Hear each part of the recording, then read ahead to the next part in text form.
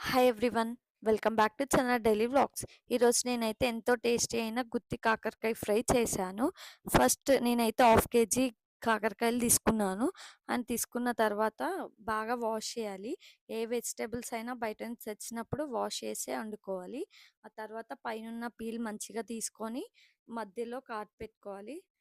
పెట్టుకొని దాంట్లో మొత్తం సీడ్స్ అన్నీ తీసేయాలి. ఎందుకంటే సీడ్స్ చాలా చేదు ఉంటాయి గదా! అండ్ మనం స్టఫ్ చేసుకోవాలి గాబట్టి, లోపలున్న మొత్తం ఇత్తులన్నీ తీసేయాలి.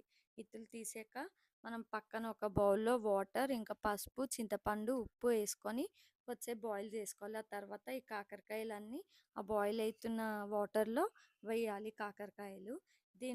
దీనివల్ల యూజ్ ఏంటి అంటే చేదు అనేది ఉండదు. ఎందుకంటే చింతపండేస్తాం గదా! దానివల్ల చేదు మొత్తం పోతుంది. అండ్ మరొక పాన్ సైడ్‌లో పెట్టుకొని దాంట్లో ఎండుమిర్చి, పల్లీలు, ధనియాలు, ఎల్లిపాయ అండ్ ఎండు కొబ్బరి ఏసి బాగా బ్రౌనిష్ వరకి ఫ్రై చేయాలి. ఎక్కువ మాడగొట్టొద్దు. ఎందుకంటే టేస్ట్ అంత బాగోదు మాడగొడితే. ఆ తర్వాత ఇవన్నీ ఫ్రై చేసుకున్నాక మనం మిక్సీ జార్‌లోకి తీసుకోవాలి ఫ్రై చేసుకున్నవన్నీ. ఆ తర్వాత మళ్ళీ పాన్ పెట్టి ఆయిల్ ఏసుకోవాలి.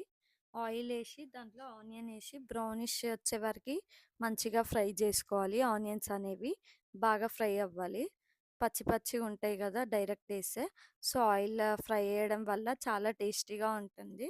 ఆ తర్వాత మనం కాకరకాయలో స్టఫ్ చేసుకోవాలి. ఇదంతా గ్రైండ్‌లో పసుపు, ఉప్పు అవన్నీ కారం ఏసి గ్రైండ్ పట్టాలి. స్టఫ్ చేసుకున్నాక మళ్ళీ ఆయిలేసి దాంట్లో కాకరకాయలేసి ఫ్రై జేయాలి. ఒక 10-15 మినిట్స్ వరకి ఫ్రై జేయాలి. ఎందుకంటే ఆల్రెడీ మనం వాటర్‌లో బాయిల్ చేసాం గదా! 70-80%. సో, మనం కొంచెం సేపు మాత్రమే ఫ్రై చేయాలి ఆయిల్‌లో.